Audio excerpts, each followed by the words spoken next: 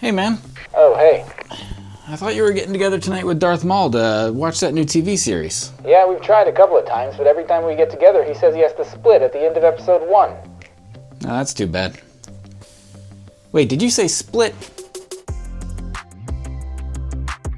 We've all been there, right? Our big yellow brother is being trained by a count in like a space count, and he's off causing trouble in the universe, and meanwhile it's up to us, the smaller, redder brother, to do something about it. I'm talking, of course, about Savage Opress, who is Darth Maul's brother, which begs the question, is Darth Maul's last name also Opress? Is it Maul Opress? Because you're leaning a little heavy on like the bad guy adjectives up in there, Sith dudes. Also, if you're wondering if we are talking about a Lego set today, we are. It's this one. It's small, so you may not have seen it sitting on the table in front of me. This is the Duel on Mandalore set. This, as well as a bunch of other sets, just came out at the beginning of August in 2021. It only costs $20 here in the US, and it contains 147 pieces. Like, that may not show just purely based on its size. It is a rather small set. Basically, this is a $20 set, and you're paying $10 for Darth Maul and $10 for Ahsoka. You also get a couple of,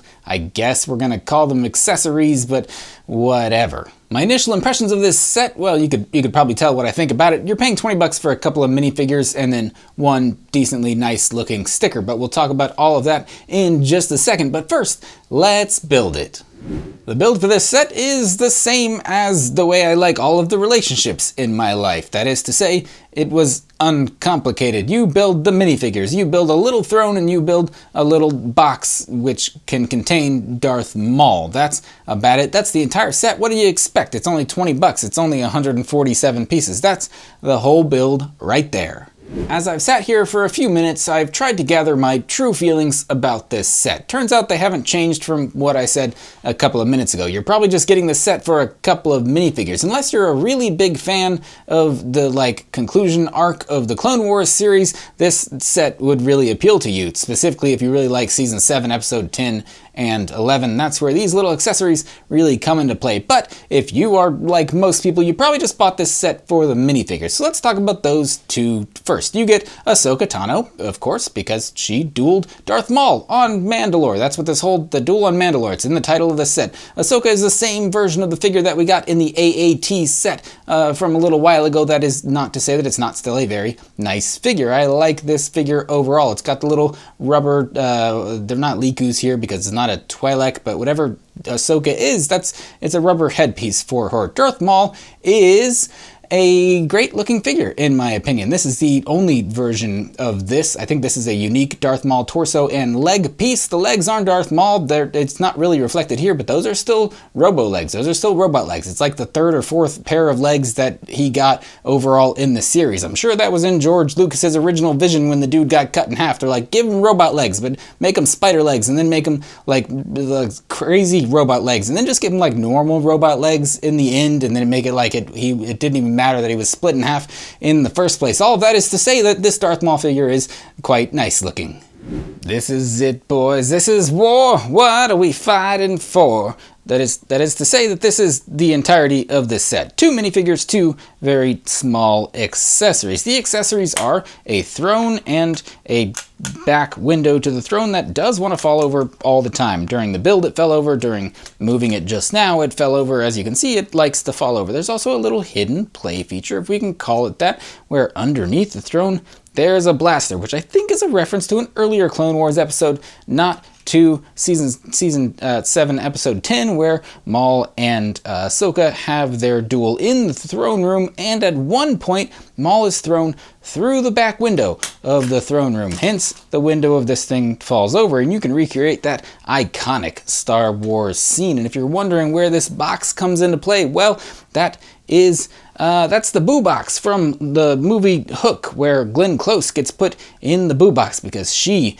didn't trust Captain Hook's plan or whatnot. Did you know that was Glenn Close in that scene? No, this is a box that the Mandalorians made to contain Jedi, as so says Bo-Katan in season 7, episode 11, part 3 of that little story arc piece.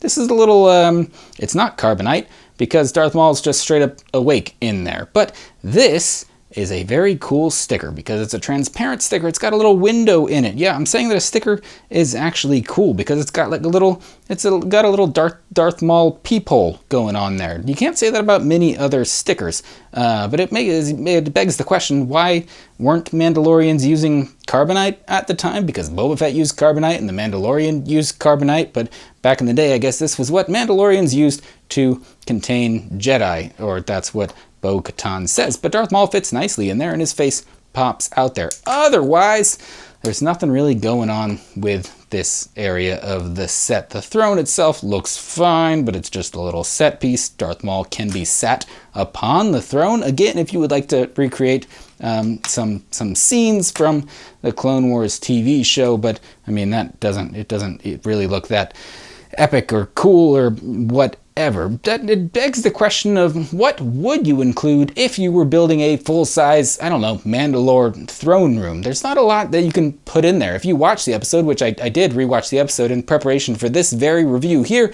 it's like a big empty room with a throne at the end of it. So there wasn't a whole lot Lego could do here. And so in that respect, I'm very glad that Lego just made this a $20 set. You can just get the couple of minifigures and basically just be done with it at this point. And speaking of being done with it, that's the end of the close-ups and the Glenn Close references, because Glenn Close was in Hook. Remember, I said that a few minutes ago.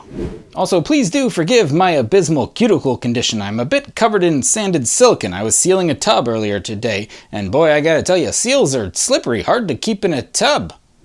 So those are literally all of my thoughts on this little set. It's a couple of minifigures and two little the set pieces, if we can even call them that. What I'm going to do with this set, I'm going to take these two minifigures, I'm going to set them aside, and they'll flutter around my office for a couple of weeks because they look cool and I want to keep them around. And then the little accessories, they'll go into a little, like a Ziploc, not even a sandwich bag, like a quart-size Ziploc bag, and then eventually those will find their way to the storage unit. I have nothing else to do with those pieces. So my impression is that the set is fine. For 20 bucks, you're paying for a couple of minifigures, but it may be a slightly cheaper way to get this new Ahsoka figure instead of buying the AAT. I would not fault anyone for really liking this set or this scene, but like I said earlier, there's not a lot of set pieces that you could really include to make this a larger set. I'd still like it. I think it's fine for 20 bucks, slightly overpriced, but it's Star Wars, so it's to be expected. I would not fault anyone for picking up this set, as I did the same thing, so I'm not going to fault myself for having picked up this set. But as usual, let me know what you think about this set in the comments down below. Let me know what you think about these minifigures, these accessories,